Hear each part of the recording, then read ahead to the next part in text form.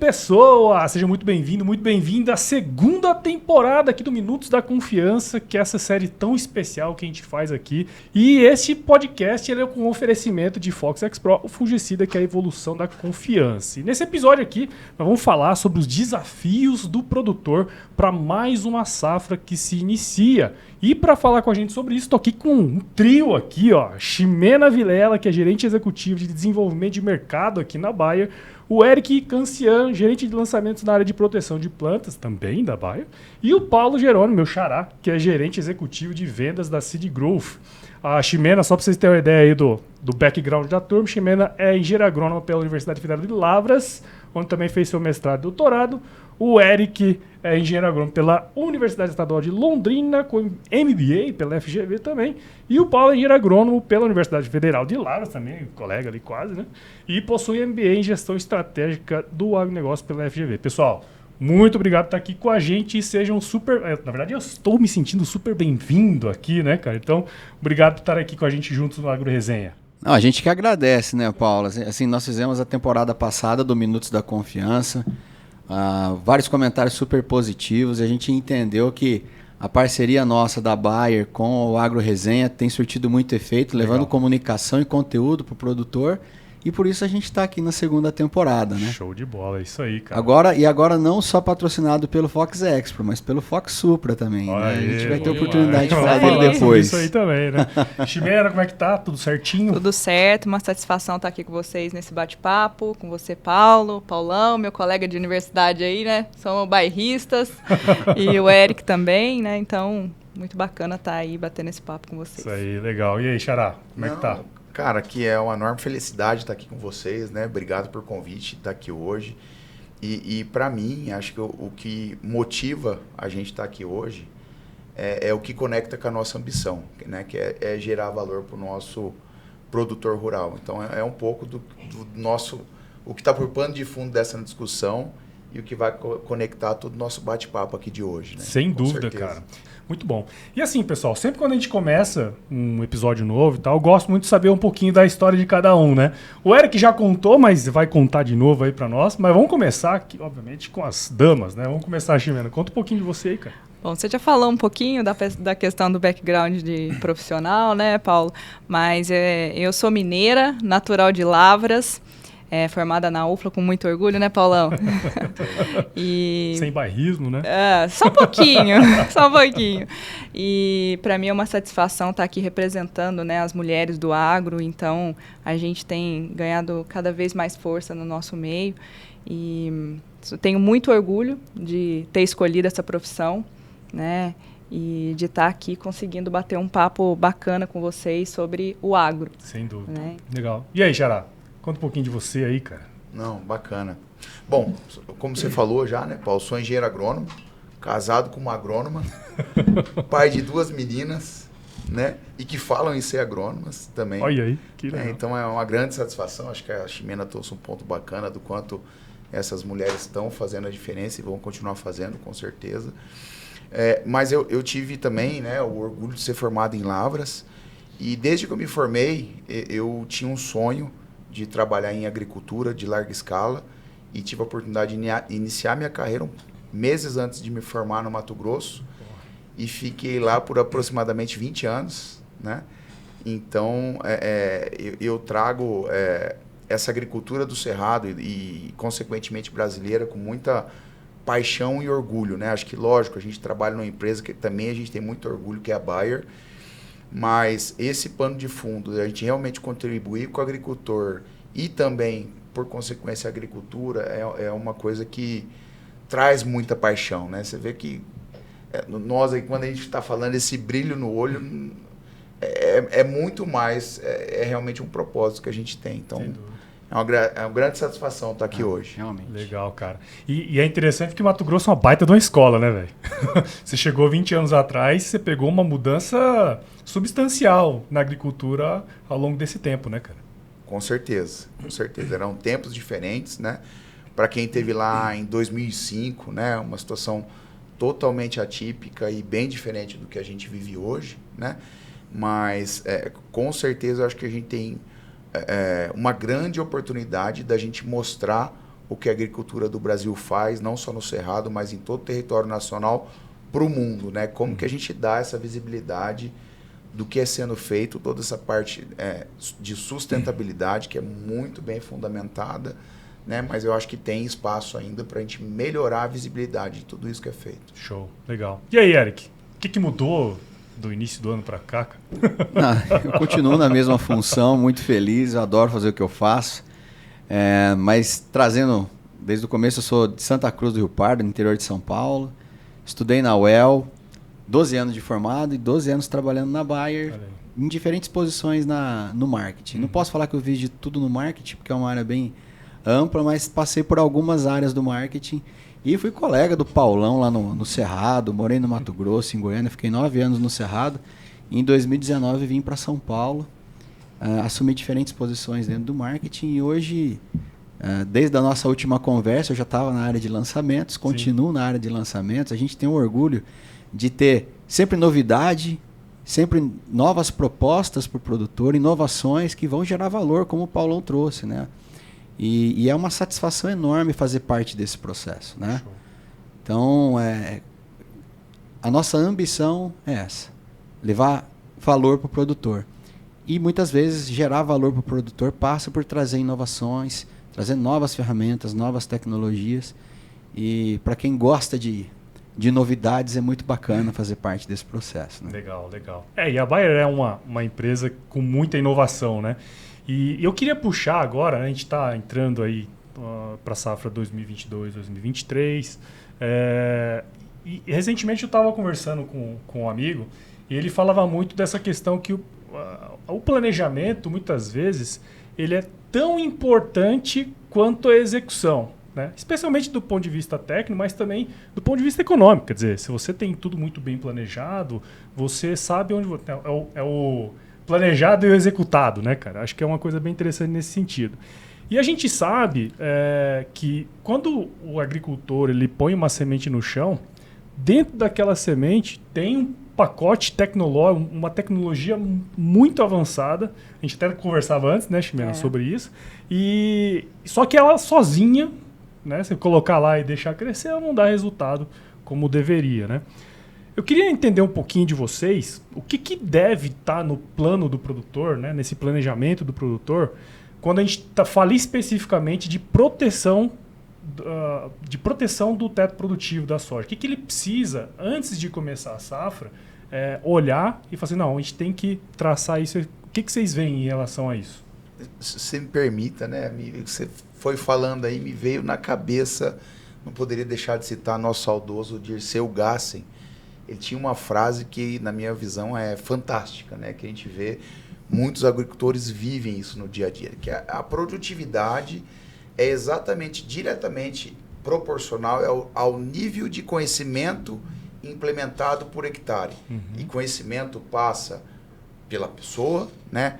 Passa por um bom planejamento, passa por produtos. Então, assim, de forma bem resumida, né? Acho que nessa frase ele conseguiu trazer de uma forma bem didática o quanto realmente que você precisa ter de conhecimento para transferir tudo isso para a produtividade, né? Considerando todos os riscos possíveis que você tem numa indústria de céu aberto, né? Então, com certeza o planejamento é essencial.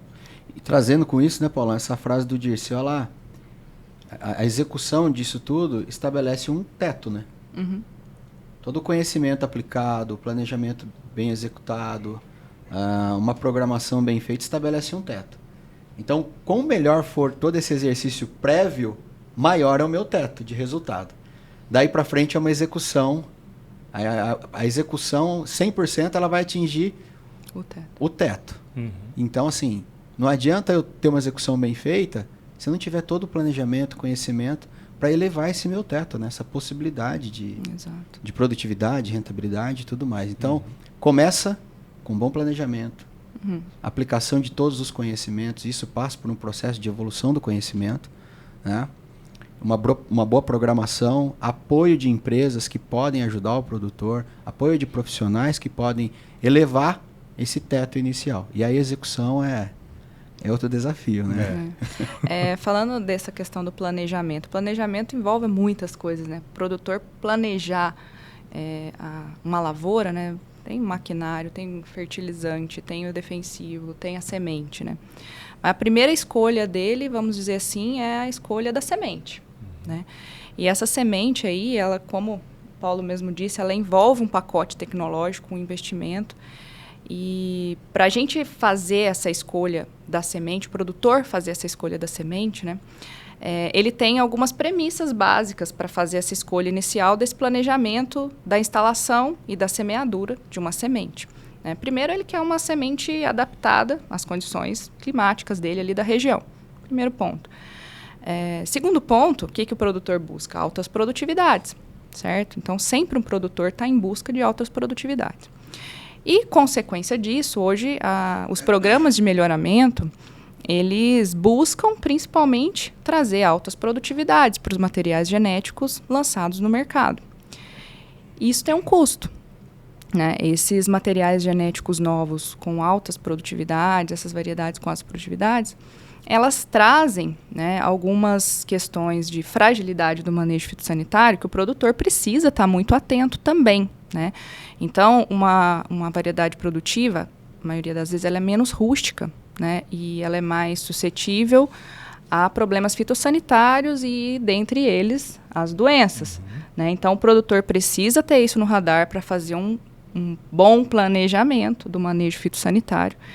E aí a gente pode entrar em mais detalhes de o que significa esse planejamento fitossanitário bem feito, né? Começando pelo tratamento de semente e outras ferramentas aí ao longo do ciclo da cultura. Então, esse planejamento é essencial, está no radar do produtor, né? De saber que quanto maior a produtividade do material, ele precisa estar atento a outros pontos que esse material possa ter de fragilidade também. Sem dúvida. Né? Isso é um ponto bem interessante, né? Porque eu estava fazendo aqui um paralelo, né? Veio da pecuária de leite e não dá para você colocar uma vaca holandesa para manejar pasto passado. Né? E é mais ou menos a mesma coisa, né? Esse animal não vai desempenhar ali. Eu acho que quando você pega e é um animal extremamente produtivo, que ali ele não vai desempenhar, né? E é mais ou menos a mesma coisa, né? Quer dizer, você tem um melhoramento genético para ter uma produtividade alta e, ele é muito mais suscetível mesmo a doenças do jeito que a gente produz hoje, né? E isso impacta diretamente no planejamento. Né? Se você escolhe um material com uma maior produtividade, querendo um teto produtivo grande, você tem que ficar ligado nessas questões de manejo, né? Até o que comprar, como fazer isso, timing, né? As variedades são cada vez mais produtivas e isso é ótimo, isso é excelente. Inclusive, nós também trabalhamos nesse segmento. Mas também tem cada vez o ciclo mais curto, né? Então, a chance de errar ali é muito menor, né? A sensibilidade a doenças é maior, né? Então, isso daí tudo precisa estar no radar do produtor. Né? E cada vez mais algumas doenças ganham mais importância, aparecem doenças novas, né? Então isso é importante. Ô, Paulo, a gente pode fazer pergunta também? Claro, tá louco. Não, porque assim, a gente tem que explorar o conhecimento da Ximena aqui também, né? Então ela falou do planejamento, conhecer, e aí resgatando a frase do nosso querido Dirceu Gassen, que o Paulo trouxe, Ximena, fase inicial, o que é importante o produtor considerar? O que ele precisa conhecer? A gente falou de conhecimento para fazer o planejamento, né? O que ele precisa conhecer e considerar na fase inicial? A gente sabe de algumas coisas, mas assim, né? Sensibilidade de doenças que aquele material tem. Histórico de doença na área. Eric, aqui a gente está combatendo um papo, né? Mas é importante a gente deixar claro que a gente está falando do Brasil de uma forma bem ampla, né? O Brasil é muito grande, a gente tem diversos cenários de cultivo de soja no Brasil e regiões com distintas peculiaridades, mas a gente vai tentar falar de uma forma mais ampla. Bom, primeiro ele precisa saber, né, das peculiaridades climáticas de onde ele está, né, para saber quais são as principais pragas, doenças, né, inclusive plantas daninhas também, que são as principais aflições daquela região, né? E, claro, saber da variedade, qual é as principais sensibilidades dessa variedade, né? E tudo começa ali para saber qual é o primeiro passo que ele tem que dar para ter uma proteção dessa lavoura inicial, né, a respeito do tratamento de semente, né? Então, a primeira preocupação que ele tem que ter é o que pode prejudicar essa semente na largada. É o famoso assim, se ele queimar na largada, esse teto que você falou, né, que existe um teto produtivo que é característico do material genético da semente e da variedade. Acima daquilo não vai passar, né? Mas o que você pode detrair ao longo do ciclo da cultura, né, é o que nós estamos trabalhando nas ferramentas, né, de fungicida, inseticida e herbicida para que não detraia esse teto produtivo da variedade. E tudo começa com um tratamento de semente. Porque se você queimar na largada, né, o que você perdeu no início ali, seja por um inseto, seja por uma doença, né, por um tombamento, que seja, né, uma morte de planta, seja por um inseto que atacou e matou a planta no início, você não recupera ao longo. Então, é importantíssimo o produtor estar atento ao tratamento de semente. E daí, eu vou passar para o meu colega Paulão aqui, que fala muito bem dessa questão da proteção inicial em relação ao tratamento de semente, né, Paulão? Não, perfeito, Ximena. Mas até complementando, vamos dizer assim, dentro da primeira pergunta que o Paulo trouxe, né, do planejamento, eu gostaria de trazer o quanto que é importante o agricultor ter a confiança numa empresa idônea, porque assim, lógico, nós vamos entrar no tratamento, mas talvez antes disso, ele precisa ter o supply desses suprimentos, né, que passa por planejamento, mas sim, passa por ele ter confiança numa empresa idônea e também no profissional que vai estar assistindo, ou seja, da equipe dele, ou seja, da equipe do fornecedor dele, ou seja, um consultor, né? Então, acho que isso, para mim, entra na etapa até mesmo de planejamento. Ok, vencido isso, e eu estou com a empresa da minha confiança, que eu acredito no que a empresa está se propondo a entregar, e aí, obviamente, que eu tenho que reforçar a importância de você estar com uma empresa como a Bayer, né, que investe realmente em pesquisa e inovação. Começamos com o tratamento de semente. Então, mais uma vez, agricultura é biologia, não é matemática. Ao longo dos anos, nós tivemos uma evolução de sistema, por exemplo. Lá, quando eu tive a oportunidade de começar, não chegava quase menos de 1 milhão de hectares de milho dentro do Mato Grosso. Hoje nós temos próximo de 11. Né? O quanto que isso impacta na microbiota do solo e o quanto realmente que eu tenho que estar preparado. Hoje, por exemplo, eu tenho doença que começa, que eu consigo evitar ou melhorar, como o quebramento da haste. Ainda não tem diagnóstico. Né? E como é que você consegue tranquilizar? A comunidade científica está estudando, tem várias hipóteses, né? Inclusive nós, como empresa responsável e pautada, né, em ciência, desenvolvimento, a gente não tem uma recomendação para isso, mas a recomendação que a comunidade científica clareza tem cara, nós precisamos ter um tratamento de semente reforçado, né, e que tenha uma amplitude de controle. Então, nós temos esse olhar, inclusive, nesse ano nós temos um lançamento, né? Falando em confiança, não poderia deixar de fazer essa conexão com Fox e Fox Expro, né? Tem um produto que é o Redigo, que está chegando para a cultura da soja, ainda, obviamente, não em escala comercial. A gente está fazendo todo um trabalho. Nós tivemos um pré-work com os nossos resultados internos, mas sim agora com a comunidade científica e a comunidade técnica. Para quê? Para a gente deixar claro qual que é o posicionamento desse produto e como que ele vai contribuir para a gente superar esses novos fatores que estão chegando aí na agricultura, querendo ou tentando tirar essa produtividade, mas nós não vamos deixar. Com certeza não vamos deixar. E não só nesse caso em específico, né, Paulo, mas no complexo de doenças iniciais, né? A gente tem conversado com pesquisadores de todo o Brasil que tiveram contato com o Redigo. E assim, é unânime, né? Tá todo mundo querendo ver esse produto em larga escala comercial e dá um prazer danado trazer uma ferramenta que nem essa para o mercado, né? Com certeza, Eric. E mais uma vez, né, cara, às vezes a gente fica muito olhando para produto ou cultura, mas eu acho que o passo nosso como empresa, como profissional, como agricultor, é a gente olhar sistema. Né? Às vezes eu vou ter uma entrega na soja que ela vai refletir no milho e vice-versa. Se eu tenho uma área que ela veio do algodão e vou plantar soja, ela tem um ambiente totalmente diferente para doenças. Então, assim, mais uma vez, vou reforçar a importância nesse mundo de excesso de informação da gente realmente ter profundidade e personalização nas nossas recomendações. Sim. E é isso que nós estamos buscando, né? A gente ter uma recomendação por ambiente, por material, e hoje a gente já tem, inclusive, algumas ferramentas digitais para estar podendo exercer isso com o nosso produtor. Legal, muito interessante. E puxando agora, Ximena, para um negócio que até que a gente estava conversando um pouco antes ali, né? Tem todo esse processo que a gente falou do planejamento, né? Uma escolha do material, tratamento daquela semente que a gente vai pôr no chão ali. Queria que você pudesse trazer um panorama para a gente do que a gente precisa ficar mais ligado em termos de doenças. Em algumas regiões a gente sabe que tem determinada doença que ocorre mais, outros tipos de doenças, mas se pudesse dar um panorama assim, meio geral por região e tal, o que mais preocupa aí para essa safra que vem? Sim, sim.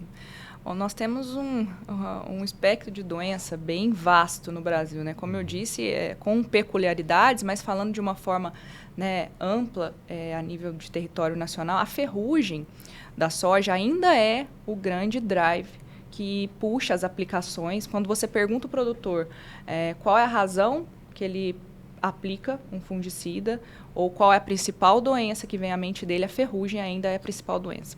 E é uma doença expressiva, é uma doença que puxa altos índices de produtividade, se não bem manejada. Em algumas regiões a gente sabe que ela não é a principal, mas em território nacional ela é muito importante, né? A ferrugem a gente não pode esquecer de forma alguma.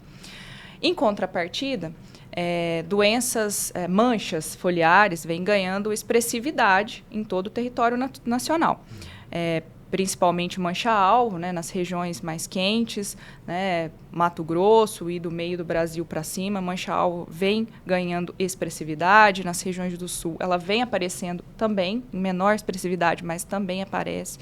Outras manchas, como cercosporiose, septoriose, né, antracnose, são doenças que vêm ganhando importância e o produtor já pensa também quando ele vai tomar a decisão para fazer manejo de doenças. E o que isso nos arremete, né?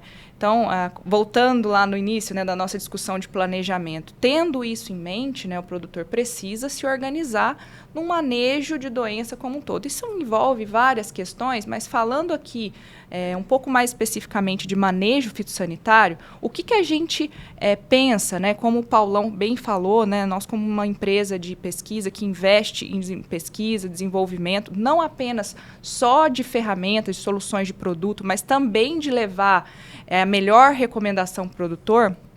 Hoje, o que se recomenda, Paulo, é de fazer o manejo o mais preventivamente possível. Então, existem regiões no Brasil que fazem 2, 3, 4 aplicações. Tem regiões que fazem até 5 pulverizações para manejo de doença. Numa média nacional, aí nós temos 2 aplicações, mas essa realidade varia bastante. Mas, cada vez mais, o produtor se conscientiza que a aplicação precisa cada vez ser preventiva. Ser mais preventiva. Porque quando você não deixa a doença se instalar, o risco de você detrair aquela produtividade, voltando na história, né, Eric, do teto produtivo, é menor. Então, fazer o manejo preventivo é a melhor opção. As aplicações do vegetativo, né, que hoje é realidade em várias regiões, ela ganha cada vez mais espaço. Aquela aplicação antes do fechamento, que já é uma aplicação consolidada de fungicidas na soja, a aplicação do pré-fechamento ela é consolidada, mas hoje ganha espaço a aplicação do vegetativo, né? O intervalo de aplicação é muito importante também. Você está considerando aí para manejo de doenças como um todo, 14 dias é importante considerar também, né? Então, são várias estratégias que envolvem não apenas um produto. E o produto, e tudo isso, se você fizer uma estratégia e se você também não tiver um produto eficiente, uma ferramenta efetiva que vai te garantir um bom controle das doenças, não adianta. Né? E aí entra um pouquinho, né, nas nossas ferramentas. Então, hoje, igual como você disse, né, nós temos o nosso Fox Expro, que eu acho que dispensa apresentações, é um produto amplamente conhecido pelos produtores, pelo mercado de soja, né? Um produto hoje considerado o produto mais efetivo para controle de doenças da soja como um todo, né? É um produto que a gente coloca ele no momento de pré-fechamento, ele é consolidado nesse momento, e também trazemos o nosso lançamento, que é uma inovação, né? É um produto que traz uma inovação, uma molécula nova, um produto diferenciado que vem esse ano para compor aí mais uma ferramenta, trazendo aí uma alternativa para o produtor no manejo de doenças da soja, que é o Fox Supra. Então, acho que essa questão da estratégia, Paulo, envolve bastante coisa e o produtor precisa de estar antenado a produto, a estratégia de aplicação, a momento de aplicação e quais ferramentas, de fato, empregar nesse manejo. Vou pegar um gancho aqui, ó. A Ximena falou de usar fungicidas de forma preventiva, né? Para quem não conhece muito do manejo de uma lavoura, isso pode soar estranho, né? Por que a gente fala isso, né? O patógeno, o agente causador da doença, ele vai estar lá. Sim. Ele está no ambiente. Isso é certo. Não existe dúvida com respeito a isso, né? O problema é que quando isso se torna visível na folha, já causou dano e eu já estou perdendo produtividade. Exato. Então, quando a gente fala assim, não é assim, é a forma como a gente entende trabalhar preventivo e curativo. Mas assim, é preventivo com respeito à observação de sintomas. Sim. Mas o patógeno já está lá. Então, como a gente mencionou anteriormente, quando a Ximena compartilha com a gente, né, o material das macro-regiões, as principais doenças de cada macro-região, são 5 doenças, de 4 a 5 doenças que são as principais em cada macro-região. Então, é complexo manejar isso tudo, né? É complexo. Então, às vezes, uma vai ter mais expressão em um ano, a outra vai ter menos expressão em um ano. O produtor trocou de variedade, é o primeiro ano que ele está trabalhando com aquela genética é mais sensível a uma doença em relação a que ele estava trabalhando no ano anterior. E por isso que é importante, além de todo esse conhecimento prévio, ele fazer uso de ferramentas que vão trazer eficiência nesses diferentes cenários. Sim. Por isso que a gente fala muito da confiança do Fox Expro, a gente estende essa confiança para o Fox Supra, ele traz uma nova molécula, um princípio ativo inédito no mercado, com resultados assim, extraordinários em toda a cadeia científica. Então, por que a gente traz produtos de alta performance? Porque é complexo manejar a doença. É complexo fazer agricultura e a gente traz isso para ajudar o produtor nessa tomada de decisão, mitigando variáveis que às vezes ele não está considerando. Sim. Né? Sim. E você me permite, assim, talvez de uma forma bem simples, né? Fazendo uma analogia, talvez a folha, falando de fotos, seria o nosso pulmão. Uma vez que você tem o pulmão acometido ali, tem X% funcionando, cara, é aquilo, difícil de você. E a folha, muito parecida com isso. E automaticamente a planta ela tem um sistema de defesa. Hora que aquela folha começa a ficar muito improdutiva, o que ela faz? Descarta. Tchau, obrigado. Né? Então, o quanto isso realmente impacta. Então, por isso que você começa desde o tratamento de semente, e aí falamos aqui dessa aplicação no vegetativo, mas podemos falar talvez da aplicação dos 20 dias, né? Mas mas o que é importante também, além disso, é que a gente consegue quantificar o benefício de você fazer esse investimento no TS, o benefício de você fazer investimento nessa aplicação do vegetativo ou dos 20 dias e fazer, sim, um manejo robusto, né? Desde o fechamento da entrelinha aí, né? Que seria as aplicações convencionais. Então, acho que tudo isso a gente consegue ter um olhar por sistema, conseguimos ter um olhar por materiais, a gente tem uma base de dados bastante robusta. Para quê? Para a gente conseguir fazer um planejamento com o nosso produtor na região onde ele está, com o material que ele vai plantar, de forma bastante personalizada e mais do que isso, usando o conhecimento do nosso time. Então, acho que quando eu junto a fortaleza do portfólio, né, do produto, com esse nível de dado personalizado e sim o conhecimento dos profissionais capacitados, cara, eu acho que dentro desse tripé, sim, a gente consegue superar todos esses desafios, mais uma vez, né, dessa nossa indústria moderna, que dia a dia o agricultor ele toma mais de 400 decisões, né? E nós precisamos sim contribuir, né, nessa decisão, em cada decisão que ele vai tomar de forma efetiva. Sim. E vocês comentaram muito dessa questão de olhar esses aspectos técnicos, né? Porque assim, tudo isso que a gente fala parece receita de bolo, mas no fim das contas tem todo um estudo por trás aí, né, cara? Por quê? Por que tem que aplicar nos primeiros dias ali, 20 dias, né? Por quê? Né? Então, tudo isso tem uma explicação, né, cara? E quando a gente começa a olhar os problemas do ponto de vista técnico, aí a gente começa a enxergar o que deve usar, quem deve estar junto da gente para fazer isso também, né? Porque tudo envolve pessoas, né? Toda a parte operacional do negócio, né, cara? Então, ter esse olhar em cima disso é extremamente importante, né? Mesmo a receita de bolo teve ciência antes de chegar na receita, né? Exatamente. É isso que é importante, valorizar a comunidade científica. Sim. Que sem a comunidade científica a gente também não consegue levar toda essa qualidade, toda essa inovação. Assim, agradecer todos os nossos parceiros das universidades, das instituições de pesquisa, dos consultores independentes, que nos ajudam muito a levar todo esse conhecimento e trazer conhecimento para nós também. É uma via de mão dupla.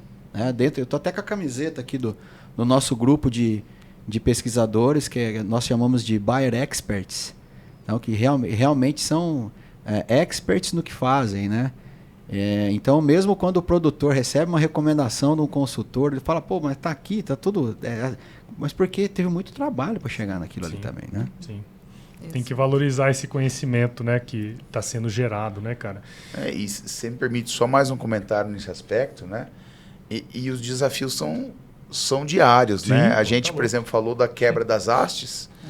Nós temos a anomalia da Vages que, mais uma vez, tem gente que defende que pode ser a mesma coisa, tem gente que pode ser coisas separadas, tem várias hipóteses, mas assim, só com empresas realmente de pesquisa, né, e desenvolvimento, juntamente com a comunidade científica, para a gente realmente superar esses desafios que aparecem aí ao longo da jornada do nosso agricultor, né? Legal. São problemas já antigos que ganham expressividade, problemas novos aparecendo, né? É um desafio novo a cada safra, vamos dizer assim, né? E reforçando, Paulão, essa questão que você falou dos desafios mais recentes que a gente tem visto aí, principalmente na região da BR-163, né? De quebra da haste, anomalia ou podridão das hastes, cada um chama de uma forma. E a gente está na rede de pesquisa também, né? Investindo nisso para tentar investigar e descobrir a causa e levar também uma solução. Então, fazendo o nosso papel de investir em ciência, investir em desenvolvimento de tecnologia, também estamos nessa linha aí. Isso é bom a gente reforçar que para uma região esse problema está bem expressivo. Sim. A gente falou muito sobre essa questão do planejamento, de como o que a gente precisa fazer, o que o produtor precisa fazer para proteger esse teto produtivo, né? Afinal, a gente não ganha produtividade fazendo bom manejo, né? A gente deixa de perder, né? Acho que esse é um ponto bem importante. E uma coisa que a gente vem olhando, até para a gente ir para os finalmente aqui, o agro, de uma maneira geral, ele tem, ano após ano, mostrado que o Brasil será esse país que vai suprir a necessidade da demanda crescente que a gente tem no mundo inteiro, né? A gente tem área disponível, né? A gente tem pessoas competentes para fazer esse negócio e isso responde no campo. A hora que a gente pega os dados, as informações, cada vez mais a gente percebe que o Brasil assume essa liderança mesmo, né? Eu queria que vocês trouxessem a visão de cada um de vocês, os principais pontos, levando tudo isso em consideração que a gente conversou até agora, que o produtor deve continuar prestando atenção para alcançar esses objetivos que são, a grande maioria deles são bastante desafiadores, né? Quer dizer, de toda a demanda adicional no mundo inteiro, o Brasil vai suprir 40%. né? Isso é muito impactante, né? O que vocês acham que a visão de vocês em relação a isso? O que ele precisa continuar fazendo, o que fazer diferente para que a gente consiga atingir esse objetivo no futuro? Qual que é a visão de vocês em relação a isso aí? Pergunta ampla, hein? Aqui dá para fazer uma série só de podcast só desse assunto. Eu vou trazer alguns aqui. Como alimentar o mundo, né? Eu vou trazer alguns aqui para a gente aquecer nesse tema. Mas eu vou tentar trazer aqui pontos que fogem do ambiente de lavoura. Tá? Porque às vezes o produtor está muito focado no que ocorre dentro da porteira, mas tem coisas que estão acontecendo fora da porteira que são super relevantes para o negócio dele. Né? Então, a hora certa de comprar, a hora certa de vender, ninguém sabe. Mas é importante o produtor estar atento aos movimentos do mercado para tentar encontrar um bom ponto de equilíbrio no comprar e no vender. Né? Então, eu faço parte de alguns grupos de WhatsApp que falam só sobre movimentações do mercado. O que pode ser que aconteça com o dólar, o que vai acontecer com o preço da soja, o preço do milho, disponibilidade preço do milho disponível, preço da soja. Então, começar a se envolver nesses assuntos também. E a gente sabe que isso está crescendo e é muito bacana ver o produtor se preocupando com isso também. Né? Estratégias de travamento, os hedges, né, com commodities, é algo que está crescendo. A gente... em 2016, de 2014 a 2017, praticamente, eu trabalhei com campanhas comerciais, né? Quando eu trabalhava no Cerrado, a gente fazia as campanhas de barter, tentando trazer ferramentas financeiras para o produtor. Né? Então, eu queria trazer esse tema de um pouco mais de fora da porteira, porque às vezes passa despercebido. Né? E é algo que demanda tempo, demanda-se alimentar de informação também. Mas ao mesmo tempo é uma parte da agricultura que também é fascinante. Sem dúvida. Né? Tem gente que acerta mais no comprar e no vender do que no produzir.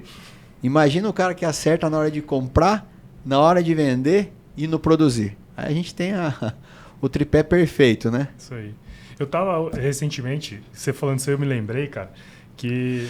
Na época que eu trabalhava nesses institutos de pesquisa econômica, né, a gente fazia algumas análises. Né? E o que intriga quando a gente está conversando com o produtor e tudo mais, é assim, porra, por que dois produtores que moram na mesma região, com o mesmo regime pluviométrico, plantaram o mesmo material genético e um está bufando de dinheiro e o outro não? A hora que você para, vocês provavelmente que andaram em fazendas, conversaram com o produtor, você provavelmente...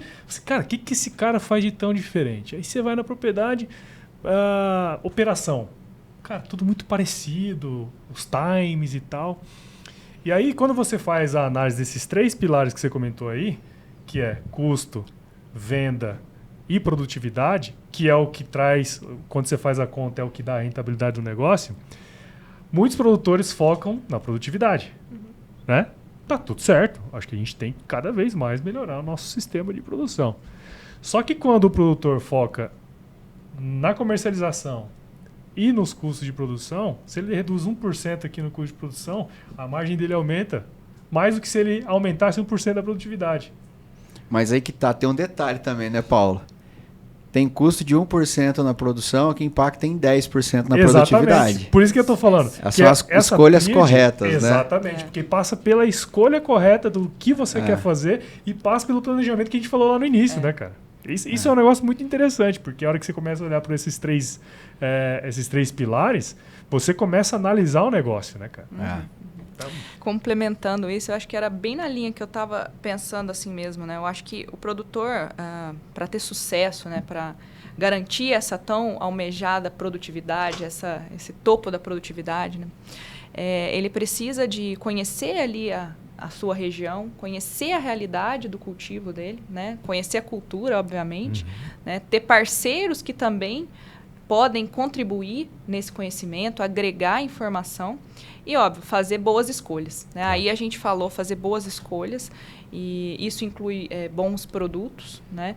E também, de nada adianta excelentes produtos se você não tiver um bom planejamento para fazer uma aplicabilidade desses produtos, né?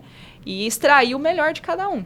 Né? Porque, às vezes, a gente vê muito produtor aí que fala assim, poxa, apliquei tal produto e não funcionou. Mas você vai ver lá, tinha um bico tupido, outro funcionando, né? Aplicou, choveu meia hora depois. Então, assim, aí cai no planejamento, aí cai na organização. Pessoas, em né? pessoas. Vou parafrasear uma frase do Dr. Geraldo Papa, de um podcast que a gente gravou semana passada. Ele falou, 90% dos casos que ele acompanhou, ele tem mais de 30 anos de trabalho, de performance de produto, era problema na tecnologia de aplicação. Isso é um gargalo pra gente, né? Isso é um gargalo importante. Mas, assim, em resumo, sabe, Paulo, eu acho que é escolher boas ferramentas, aplicar de forma efetiva, né? Ter um planejamento e uma organização para que as coisas consigam fluir.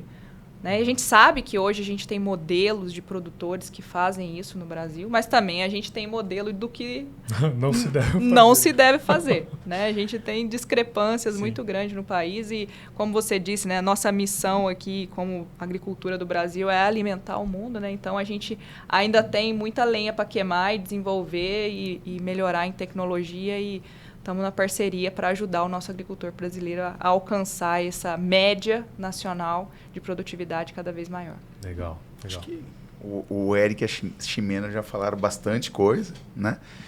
Mas talvez 2 pontos que eu teria para adicionar, e por último eu quero quebrar o protocolo aqui na sua pergunta, né? Mas acho que sem ser repetitivo, já sendo, mas o agricultor, um recurso muito escasso hoje é tempo. Dentro desse cenário de uma informação, bastante informação, todo mundo, gente com intenção de venda, com intenção técnica, enfim, tem profissionais de tudo quanto é forma. Então, cara, escolha a empresa, o profissional que você vai ter como parceiro estratégico, né? De confiança. Para mim, esse é o primeiro passo.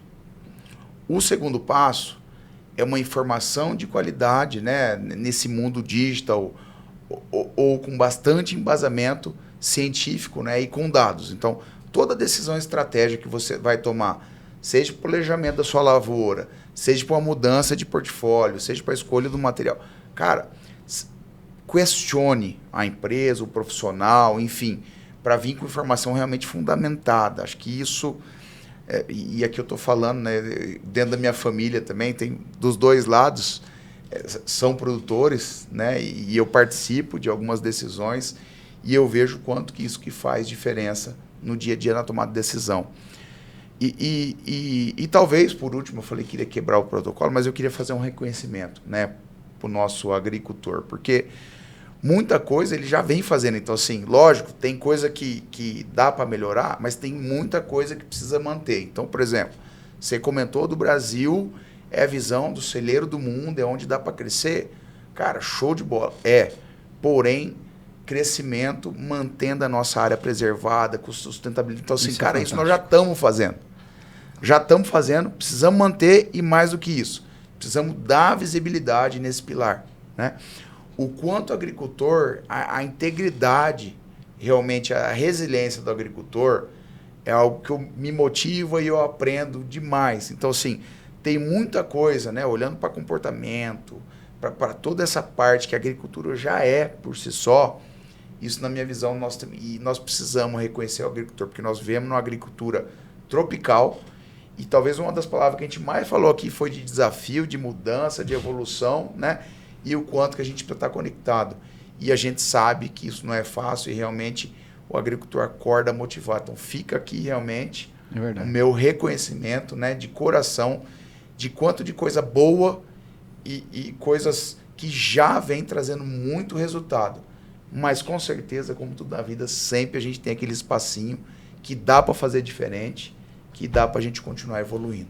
Legal, cara. E é bem interessante, você falou, né? Assim, pô, a gente vive num país tropical, né? Tá abençoado por Deus, obviamente. Mas se você quer um ambiente de incertezas, se você quer um ambiente que te dá desafios todos os dias, seja um agricultor num país tropical, né, cara? Pelo amor de Deus, vai... Muitas emoções. Muitas emoções, né, cara? O pessoal fala, você precisa sair da zona de conforto. Fala, nunca tive Não, lá. Que zona de conforto, o quê, cara? Porque, de fato, um baita de um desafio você produzir aqui, né, cara? Se você tiver 6 meses de neve, é muito interessante também, né? Você tira ali umas férias e tal, mas aqui no Brasil é mais complicado, né? 2, 3 safras, né? Então, assim, o desafio é muito gigantesco, né, cara? Bom, pessoal, passou rápido, né, cara? Já estamos aí, sei lá, acho que quase 1 hora, né? Conversando e se pudesse ficaríamos mais 1 ou 2 ou até 3 horas, dependendo do grau da bebida que tiver aqui também, né? Depois, Mas é água, né? Nesse momento ainda é água. Não, talvez no próximo nós vamos colocar o Eric para cantar no final, Olha tá, aí. Paulo? Não faça isso, por favor. Mas eu queria muito agradecer todos vocês por estarem aqui, dividir o conhecimento com a gente, né? Uma coisa que eu sempre falo aqui no podcast é que a única coisa no universo que quando você divide, você multiplica é conhecimento, né? Então, vocês estiveram aqui, provavelmente vão ter aí milhares de pessoas que vão nos escutar aí do Oiapoque ao Chuí, e eu tenho certeza que todo mundo tirou as lições aqui, né? Aprendeu um pouquinho também com cada um de vocês. Espero que esse episódio, tudo isso que a gente conversou aqui, permaneça aí por muitos anos, né? Que é o que acontece aí. Então, muito obrigado e parabéns aí pelo trabalho de vocês, pessoal. Parabéns pelo seu, viu, Paulo? É muito bacana ter um podcast como o seu, focado no agronegócio, na agricultura. Isso valoriza também o nosso trabalho e por isso que nós temos essa parceria. Obrigado por mais um episódio. Eu agradeço, bom demais. Muito bacana, Paulo. Obrigado, Eric. Parabéns pela iniciativa. A Ximena sempre conosco, aprendendo demais com a Ximena, conhecimento técnico. E eu não poderia deixar de falar, né? Pessoal que está nos escutando aqui, valorize o agricultor rural e também conte com a Bayer para produzir mais, certo, Eric? Não tenha dúvida disso. Certo, Ximena? Certo, com certeza. Conte conosco. Obrigada, Paulo. Foi uma satisfação estar aqui.